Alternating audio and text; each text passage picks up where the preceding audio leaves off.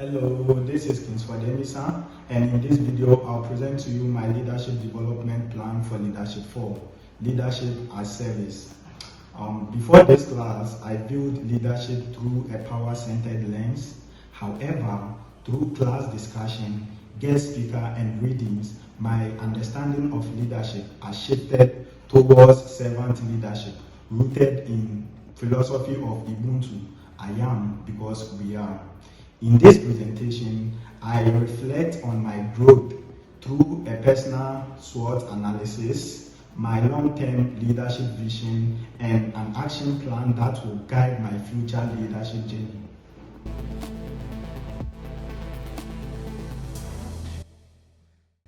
I will now take you through my SWOT analysis.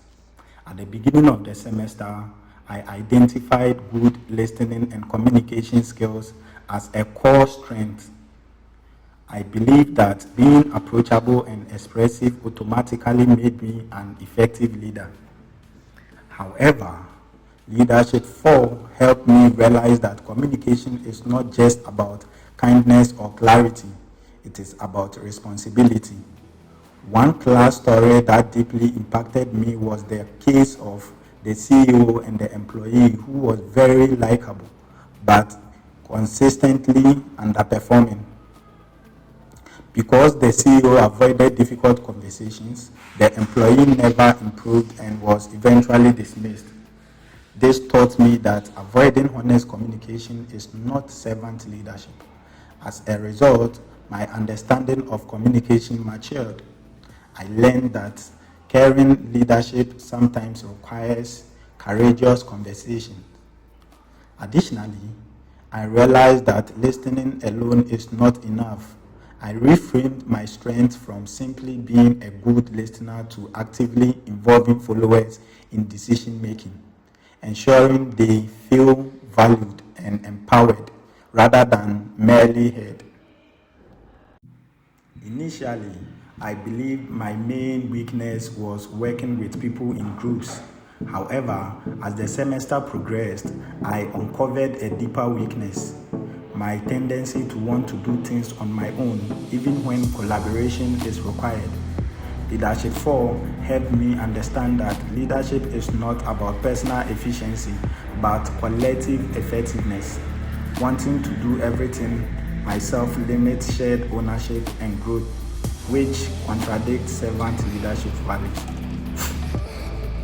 One of the greatest opportunities Leadership 4 created for me was the renowned vision to revive my initiative project, the Ananse After School Center, which I initially started in the Volta region to support students who lacked educational resources, but later what did collapse. The story of our guest speaker, Kobe, was transformative. His journey of challenging systemic injustice within Ghana's legal system showed me that meaningful change is difficult but possible. His persistence, despite resistance, encouraged me to reconsider my own initiative and recognize that setbacks are part of systemic change, not signs of failure. My biggest internal threats have been the fear of failure and the fear of not being good enough as a leader, especially when confronted with my weaknesses. Leadership 4 reframed my understanding of failure. Through class discussion and Kobe's story, particularly his delayed journey through law school due to systemic resistance, I learned that failure can become a platform for growth and opportunity. His persistence eventually opened doors to global institutions and leadership platforms. This helped me begin transforming fear into motivation rather than limitation.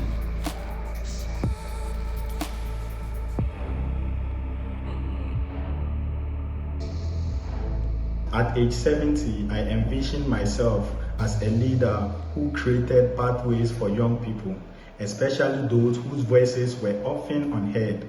My leadership journey after Leadership 4 is defined by a commitment to advocacy, opportunity creation, and systemic change. Inspired by leaders such as Neves Mumba, a lesson from our sessions on leadership in the public sector, I see myself pushing beyond comfort to ensure that youth voices influence policies, education, and community development. Some critical milestones in my journey include expanding educational incentives across underserved communities, mentoring young leaders, and quietly influencing institutional decisions that improve access and equity. My leadership values remain rooted in humility, Ubuntu, servant leadership, and quiet leadership, focusing not on recognition but on meaningful, lasting impact. I want to be remembered not for titles but for lives transformed and systems improved. Discipline. At the same time, I know that becoming the kind of leader I want to be will require continuous and intentional effort. I currently see myself as a developing servant leader who is actively involved in educational work, particularly through expanding my after-school center from Old Akrade in the Volta region to Utopo near Takoradi, my hometown. This action plan outlines the steps I will take to grow into a more effective and impactful leader. One important area I need to improve is collaborative leadership.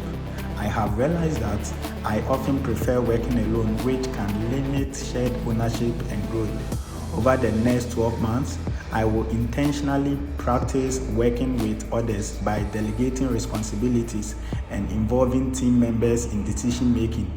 I plan to create leadership teams from each community project so that ideas, responsibilities, and success are shared rather than carried by one person. Another key area for growth is emotional intelligence, especially in managing conflicts. I want to become a leader who responds thoughtfully rather than emotionally in difficult situations. Within the next 6 to 12 months, I will attend leadership workshops and practice pause and response techniques when conflicts arise. After challenging interactions, I will take time to reflect on my responses and actively seek feedback from trusted peers and mentors. The third area of focus is goal setting and strategic discipline. To ensure that my initiatives and sustainable are well structured, I will continue strengthening my ability to set and follow clear goals.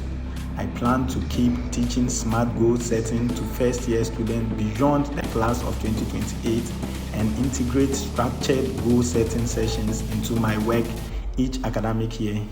This ongoing practice will help me remain focused, organized, and intentional in my leadership efforts. Together, these actions will guide my growth as a servant leader and help me turn my long-term vision into practical and meaningful impact.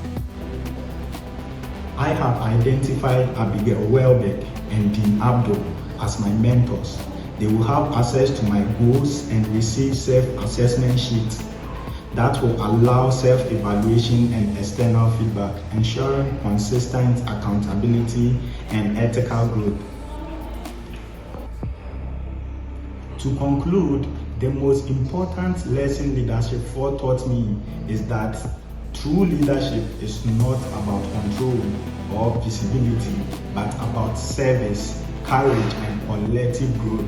I am becoming a leader who leads quietly, serves intentionally, and remain committed to transforming failure into fuel for meaningful impact.